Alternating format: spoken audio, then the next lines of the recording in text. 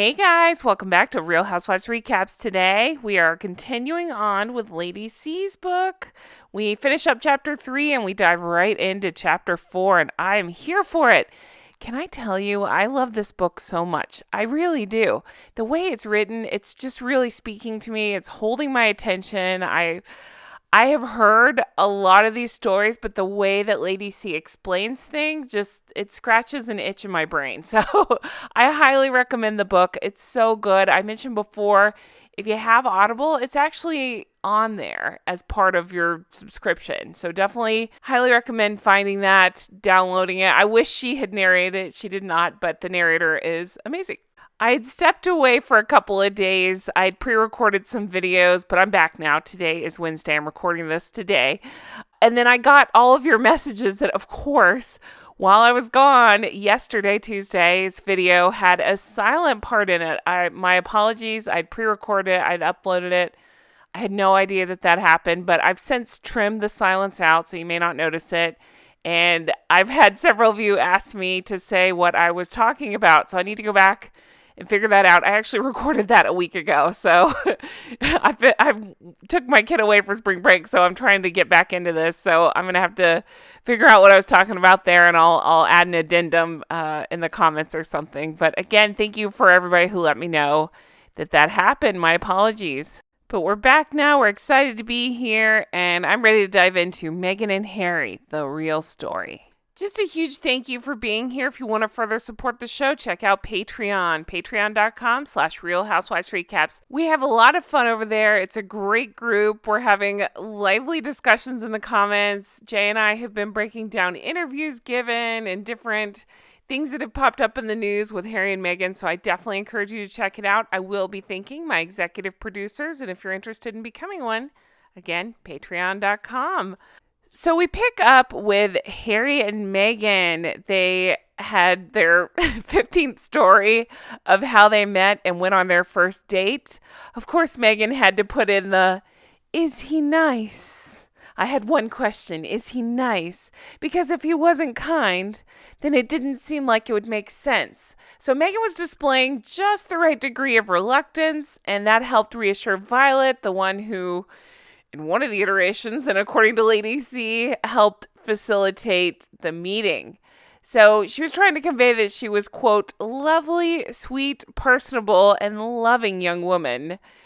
Wow. It's just so funny knowing what we know now, and it sounds like that could not be further from the truth.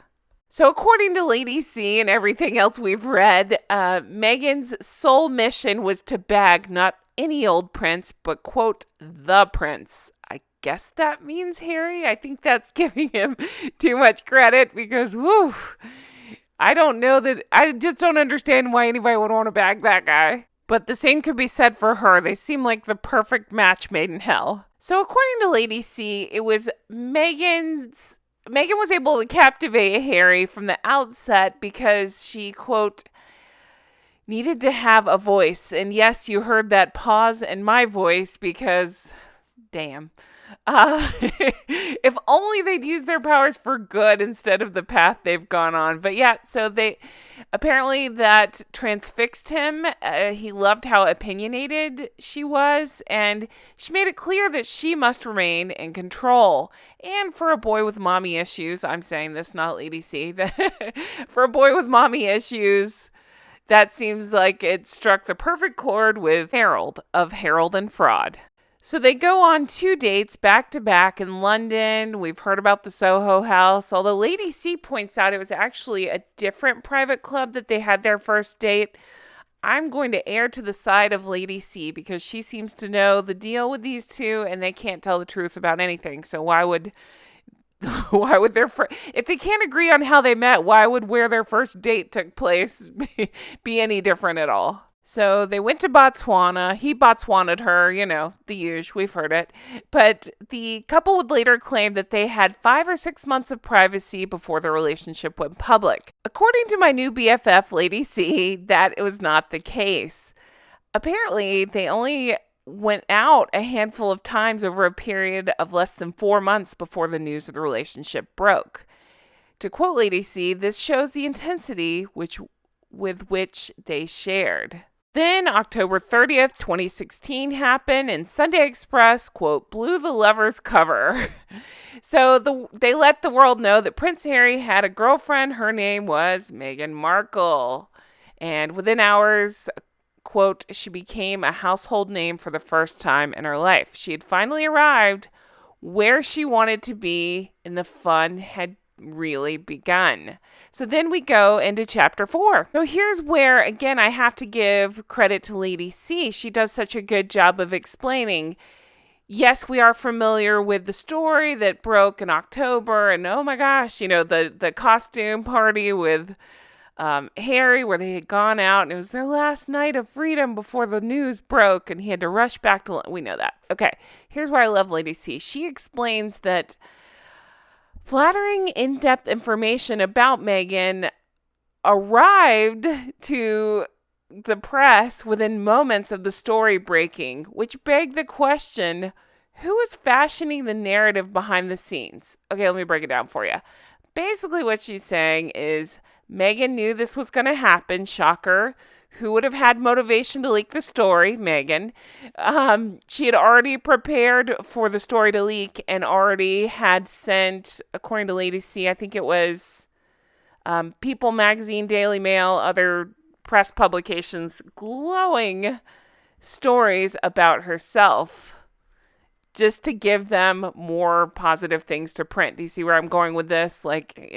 All part of the plan. To further show that it had been planned out, aka leaked by Meghan, Lady C points out that not 24 hours before the quote-unquote leak, Meghan had posted, quote, "My cup runneth over, and I'm the luckiest girl in the world." So she's verifying her status as Harry's girlfriend, knowing that the leak was going to happen. Now, the part that I didn't know, again, thank you, Lady C, is that apparently Meghan had given People Magazine special access to her, and in return, People had printed, quote, "Prince Harry is so serious with actress Meghan Markle that an engagement could be in the not-so-distant future," insiders suggest. So, hello. Again, all pre-planned, all by Meghan. There you go. So, Lady C goes on to point out all the ways that Meghan has been leaking stuff to the press and how the, quote, insiders seem to know a lot of personal information about Harry and Meghan. What a coincidence, right? And she brings up the question, whose interests were best served by confirming that Meghan was Harry's girlfriend and that they were involved in a serious relationship. Now, she points out that Lady C herself has been a victim of leaks to the press, and that she lived through the time when Diana would tip off various writers and present herself as the victim of hounds. And she says that she has developed a nose for a plant. And so, again, she can see it from a mile away. She's pointing out that, oh, what a coincidence. Meghan seems to follow that pattern.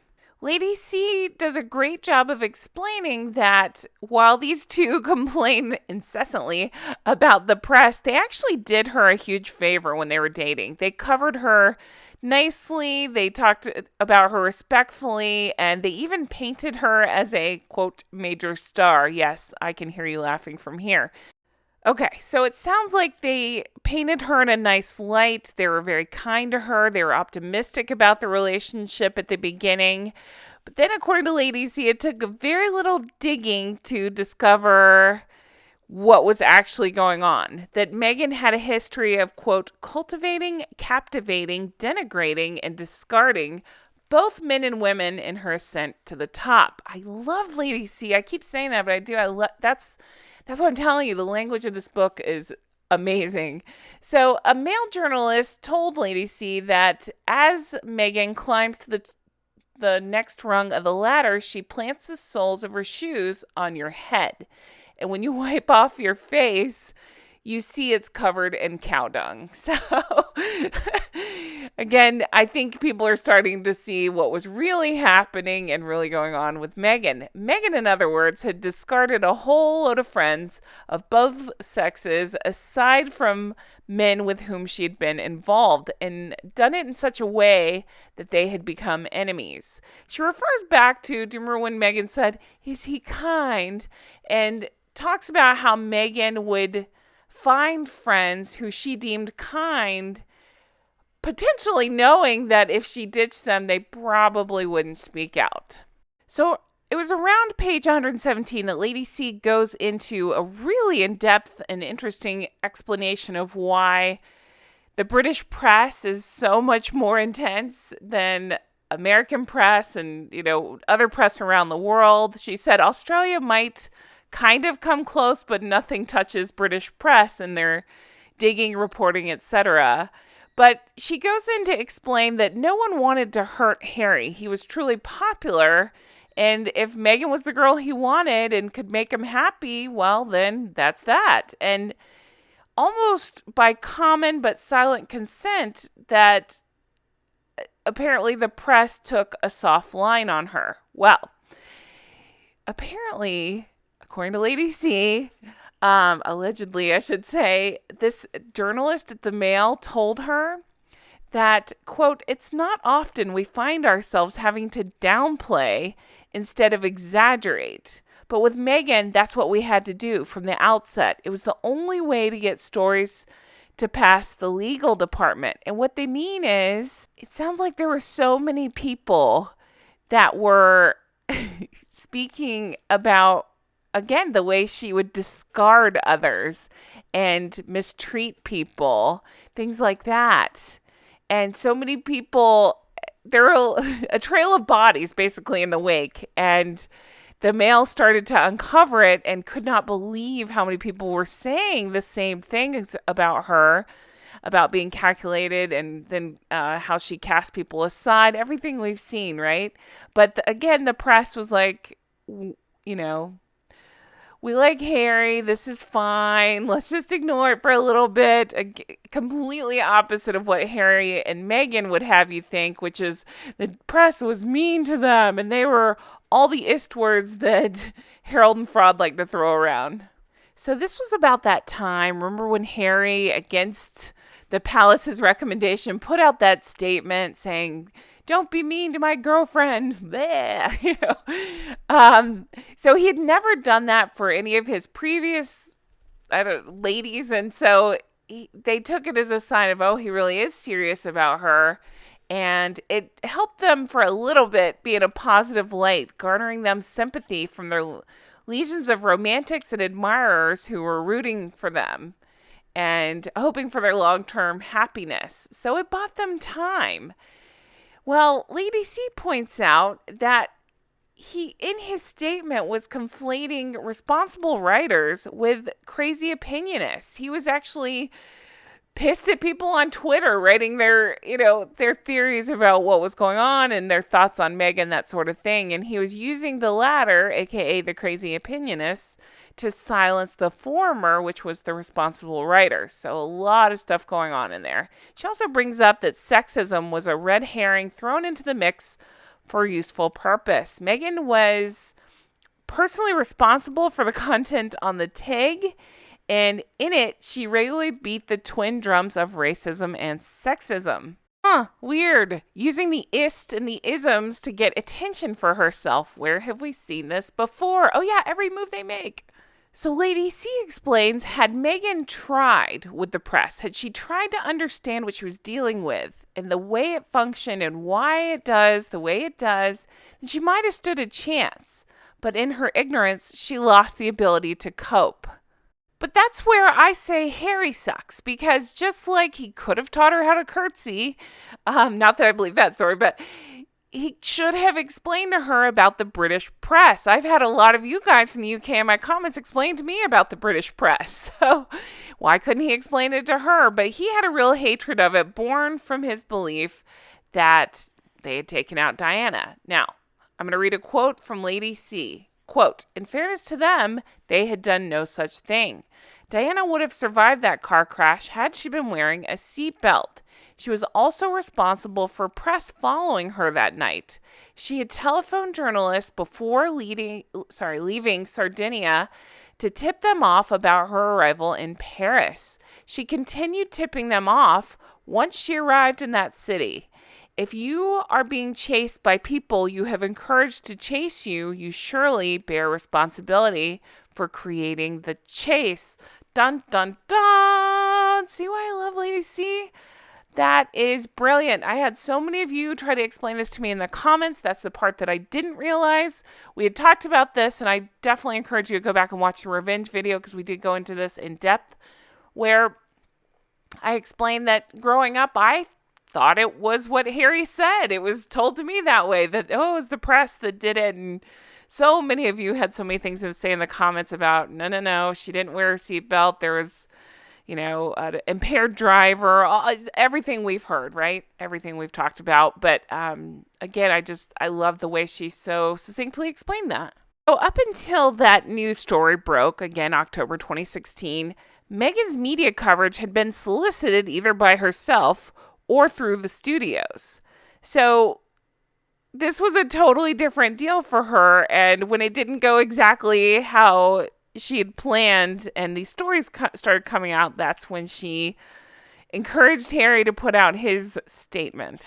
Okay, so behind the scenes, the royal family actually had known about their relationship before the press did. When it became apparent that it was developing into something more than a, quote, 3-night stand, the palace does what the palace does. It did an investigation into Meghan's background, and it ascertained the backstory of her, and apparently it does this, of course, with anyone who becomes a close associate with any member of the royal family.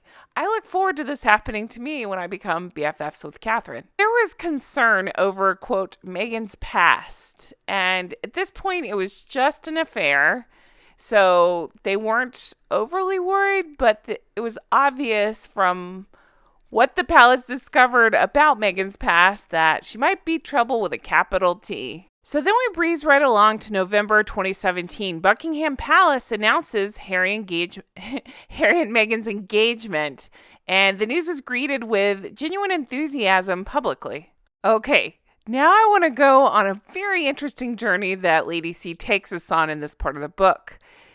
I'm going to read you this line because I love it so much. Ready?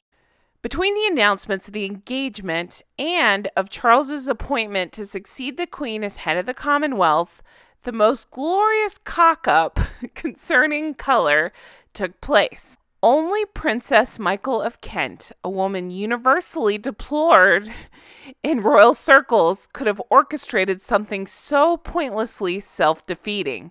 At the Queen's annual luncheon party for all the members of the royal family at Buckingham Palace a few days before Christmas, she was photographed wearing a blackamoor brooch on her coat. Lady C goes on to describe her as, quote, vain and tiresomely affected. I would stake good money that she wore that brooch to garner the attention she seeks at every turn.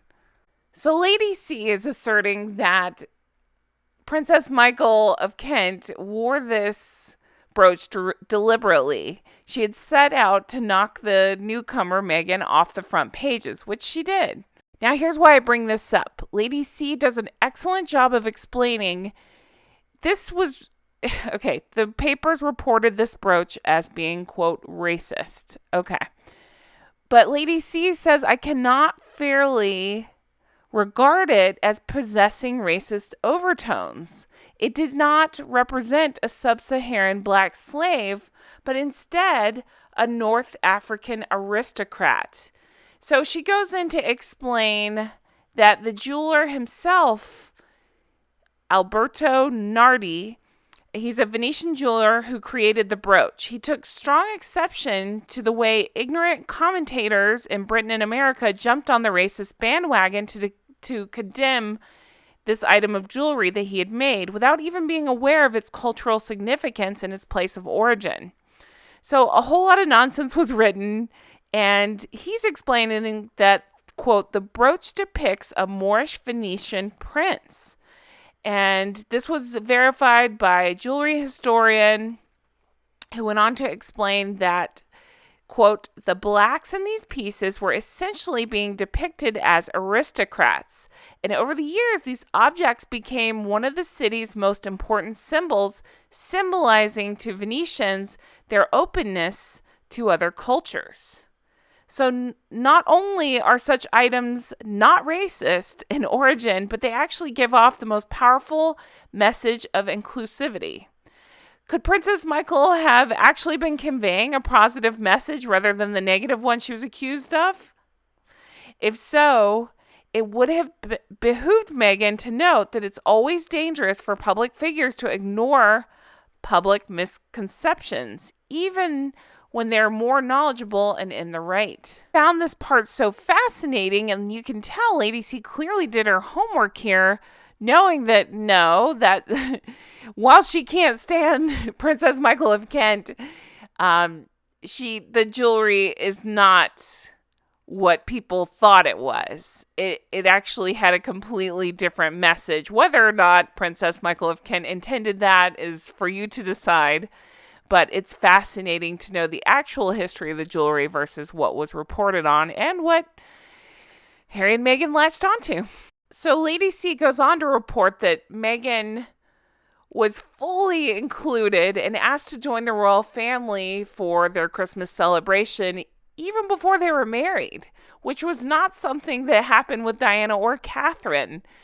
And Meghan couldn't say that she wasn't fully welcomed, as Catherine and Diana could have, but never would have said. She was very much treated like a member of the royal family even before she officially joined. And then it was 27th December that Harry guest edited BBC Radio's 4 Today program, where he went on and explained that it had gone very well with Meghan being there with his family, and that, quote, she finally got the family she never had. So again, we've heard same sentiment expressed by Trevor at their wedding, and now we're hearing it again. The family she never had. What a slap in the face to her family. But guys, this is where I'm going to end it today. Thank you so much for sticking with me. I hope you're enjoying the recap of this book. We just have a few more pages of chapter 4, and then we will jump into chapter 5. And I can't wait. I'm so excited. It's getting juicier. And I love the extra knowledge we're picking up in this one. It's like stories we've heard, but with extra bits of juice in them. And I find it completely fascinating. And I plan on having tea with Lady C and discussing all of this with her at her castle. Guys, thank you so much for watching and for being here. I really appreciate it. I'm glad to be back. I'm glad to be recording. Again, I've been posting while I was gone, but I'm back now, and I'm excited to be here. Thanks so much for watching. I really appreciate it, and for supporting the show. And if you want to further support, again, check out my Patreon, patreon.com/realhousewivesrecaps, where you can become an executive producer. So I would like to thank my executive producers so much for all the support.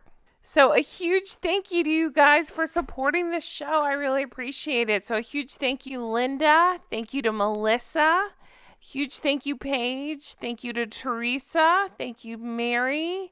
Thank you, Amy. Thank you, Mr. K. Thank you, Kay. Thank you, Shauna. Thank you, Brenda. Thank you, Aaron and Frank. Thank you, Kristen. Thank you, Ann M. Thank you, Amanda. Thank you, Ann H. Thank you, Karen. Thank you, Corey. Thank you, Kay King. Thank you, Glynis. Thank you, Karen. Thank you, Dewey. Thank you, Patty. Thank you to Adair Becker. Thank you to Erica. Thank you, Amber. Thank you, Annette. Thank you, Barb G. Thank you, Diana LOL. Thank you, Andrea. Thank you, Allison B. Thank you, Jean. Thank you, Lori. Thank you, Pauline. And thank you, KT. Thank you, Jolene. Thank you, Stromboli. Thank you, Catherine. Thank you, Carla. And thank you, Lois, for being here. Really appreciate all of you. If you want to become an executive producer. Check out patreon.com/Real Housewives Recaps. Thank you so much for watching. I do still have merch available. Be sure to check that out. Recollections may vary. Hank and Skank, and make it make sense, because none of this makes any sense. Thank you so much for watching. I can't wait to talk about this more. Take care. Bye-bye.